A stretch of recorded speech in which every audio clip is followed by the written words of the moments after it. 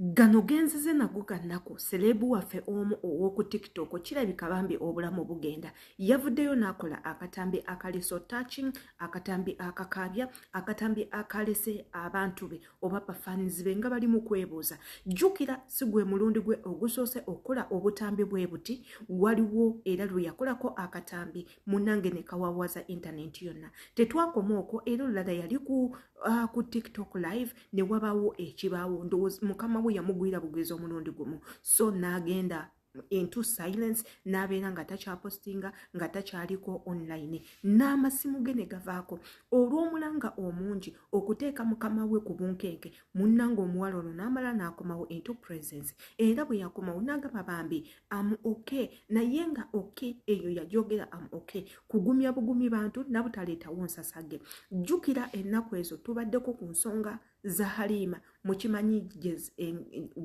gye zaagenda haufa ensonga ezo gye zaagenda nabiki ebyavaamu mu nsonga ezo nti ekiseera kyatuuka nga n'abantu betukolera tebakyatwetaaga olw'ensonga twayogeddeko so we twogera ku nsonga n'ebintu ebituluma abantu baneno mukimanyi nti nno tubakosa in one way or the other tubakosa lwa nsonga baagala batutte mu kasirise baagala batukole buli kimu kye baagala mu kasirise baagala bakutulugunye mu kasirise baagala bakuma omusaala bakuwambe bakozese ng'omuddu mu kasirise nga tewali muntu n'omu ayogedde tewali abakutte ku mukono tewali abagambyeko tewali muntu abastopinze kyekintu kye baliko wovaayo n'oyogera kweyo ensonga egenda maaso mu bulamu bwo oba mu bulamu bw'abantu abalala ogenda fuuka mulabe era ng'abamu ku ffe ababadde balwanirira ensonga z'abankuba kyeyo nga tweyambisa ogwo mukutu ogwa TikTok kubanga gudduka nnyo akawunti zaffe zonna zonna bazikwatamu tokyasobola kuteekayo vidiyo n'etambula lw'ebyetambudde bagikuulayo abalala nga akawunti bazibaggyeko bazibaaniinze ne bazigirawo ddala abalala nga tuweerezebwa messages ez'enjawulo nti munnange mwe vidiyo ze mukola zirumya abantu abalala vidiyo ze mukola zi intimidatinga vidiyo ze mukola ziteekawo obukyayi mu bantu n'okwawulayawula abantu tubataddeko strike ya myezi strike ya nnaku 9 olwo nno gibanga myezi 3 nga bakustopinze okuddamu okwogera kw'ezo ensonga so olunaku lwaleero mbaleetedde akatambi ka muganda waffe TikTok munnaffe Rahuma era gwali eyo beera nga omusabirako kubanga alabika embeera mwali sinungi musabireko ate najjukira nti enze Shila Adita nabagamba mbatuusako updates gwazeetaaze olina kutulemerako ng'osubscribinga kwata ku notification bell oleme kusuwa video zonna zonna zenteekayo zigenda kubanga zikuyamba one way or the other beera omu ku ba community members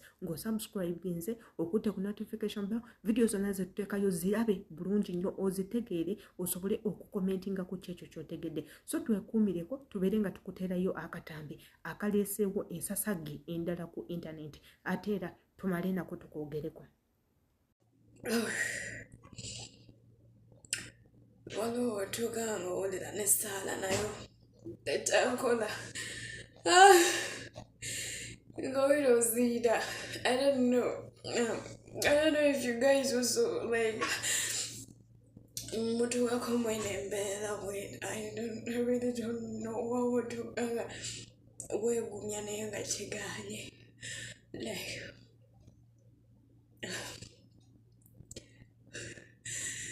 I feel sick, like I'm suffocating. It's my gym to go by and put it on Zida.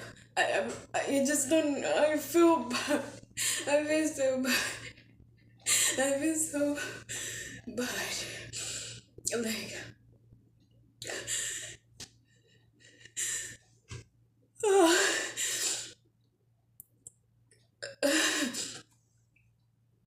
keeko nno akatambi muganda waffe akatambi ako yakatadde n'abeerako ebigambo byayogera era ng'abagamba waliwo ekiseera we kituuka nga takyasobola nakussa ng'alaba munnange embeera efunze ate jjukira si yekka abaana bangi nnyo bankuba kyeyo abayise mu eyo process nina n'akatambi ke nashayalinga ku wante oli ng'akugamba waliwo nnaku lwakera ku makya ng'ayagala kwewanika ave ku kizimbe afinga ekintu kimugamba genda weeteke ku kizimbe oveeyo ogwe genda we nywa kwemika eno osobola okuva mu bulamu bw'ensi wette lwaki wooli ekyo nno nze nno kyempita omwoyo gw'okufa oba dark spirit esobola okujira omuntu yenna. Like you know, dark spirits, we move with dark spirits everywhere. Spirit embi esobola okutuma okukola ekintu oba yadde kisikosa gwe oba kikosa muntu mulala naye nga dark spirit ezo totambula nazo. Kyova olaba tubagamba nnyo, when you find yourself in a situation, which situation you cannot handle or a situation that you cannot deal with, you actually need a person to talk to. Wetaga omuntu gw'olina okwogera naye to fight that spirit in you. Gy'okoma okwogera n'oyo omuntu agenda kwerabiza kumakinga busy okubanga tolowooza nnyo. Era ne mbawaayo ensonga endala ezisobola okuviirako omuntu okubanga weetamwa to a certain point. Notukesalanga wetamwa, you feel yourself out of place, you feel like you're not wanted, you're not loved, you feel alone, you feel lonely, olabanga abantu abatakwagala. Society nebeera nga yo ekudisturbing. Jjukira, we are working with people nga bali different, bayina entegeera yaabwe yanjawulo beeyagala bokka, naye singa baalinga basobola okukwata abakozi be bakola nabo ne batuulako nabo ne banyumyako nabo ne basekamukko nabo ne bakugjamu guli omutima ogulowooza nti nno toyagalibwa, oli out of place, ne basobola okubanga bakukansolinga in one way or the other, tewali mwana yandibadde ng'awulira so down like that. So imbaleetedde akatambi kaffe Ube gwe tumanyi obulungi, yazze n'ayogera ku nsonga za Rahma n'abako point gy'ayogerako. Njagala katambi kaffe Ube kaneeno tukawe amatu tukawulirize, kayinza okuba one of hope gye tubadde twetaaga. Wabula ng'ate nja kubanga nsembayo ne message eri mwena baganda bange abawulira ekintu bwe kiti, nkitegeera nze kye muyitamu kubanga ndi mukozi munnammwe, nkolera mu nsi zino eno ezimu eziri dangerous, mweze mukoleramu ate era nga nange nziwangaliddemu. So ebigambo bye nkugamba bisobola okuyambako in one way or the other bw'oba nga obitutte. Katugeneko mu katambi kaffe Ube katono nnyo n'obutambi obulala obwogera ku nsonga eno ate era tukomewo. Kati kasina kwogerako n'omuwala kyenjagala okubuuza, what's up with Halima? Kyekyaliko omuwala oli Halima gwe twali tugamba nti wange Halima, what happened? Did she go back? What happened? Because singa yadeeka bandulaze video, but we don't know what's up to her. Ate ndabiko video y'omuwala omulwange nange simanyi kiyumba kyeyitamu, simanyi Embeera kiyitamu because it was a situation wayitamu yadde nnyo okusinga kukuyana muno, naye omuntu abagiyitamu saawa eyo yaba awulira obubi.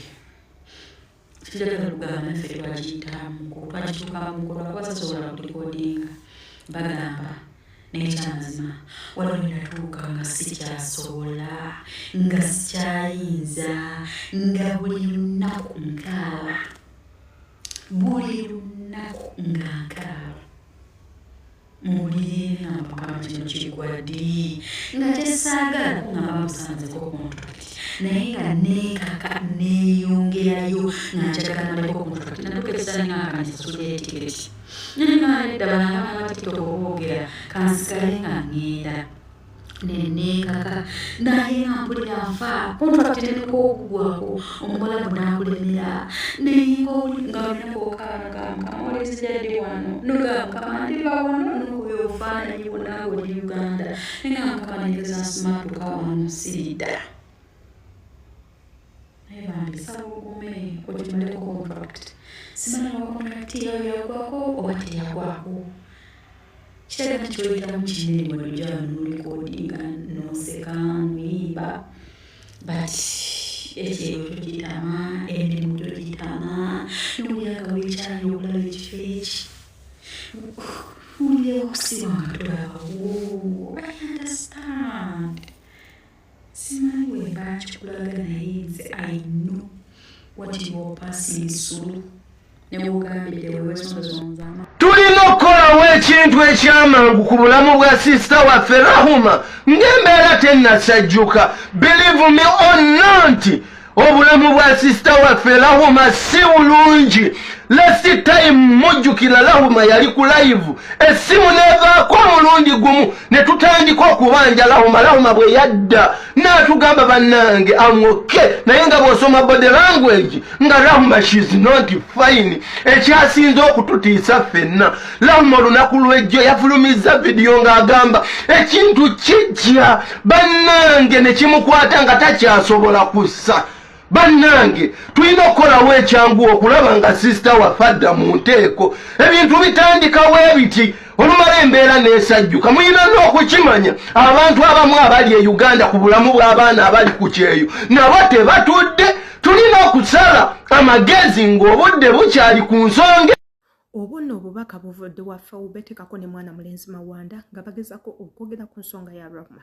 Ensonga ya Rahuma eno tuyinza ogiraba ng'entono munnange gye bugyeyo mu maaso n'ezimba n'ebeera nnene. Simanyi oba lwaki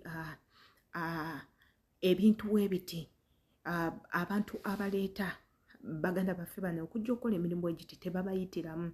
Batya bw'osobola okudiiringa ne situation yonna ng'ozze mu nnyumba ez'abantu banene okukoleramu n'emizimu gizimu mu nnyumba zino gye tukolera mingi nnyo. Omuzimu gusobola okudistractinga ne gukugjamu information gy'otegeera obulungi ne bakuteekamu information endala. Kyovulaba abaana abasinga nabo kennyini bamanyi okwetta. Omwana nakira ku makya ng'afiiridde mu nnyumba ya mukama we ne tublaming Omuwarabu naye ate nga jjukira omwoyo guli ogw'okufa oba ebizimuzimu ebibadde nga bimuyita okufa bimuviiriddeko okubanga munnange yejja mu bulamu bw'ensi. Kansubire vidiyo eno eri hopeful esobola okuyamba in one way or the other. Kyolina okukola kiri kimu okutwegattako subscribinga likinga commentinga oleme kusibwa videos weziti. Trust me videos neno ozeetaaga naddala ng'oli nkuba kyeyo. Ensigadde ensi Shima Adita Imbagalanyo.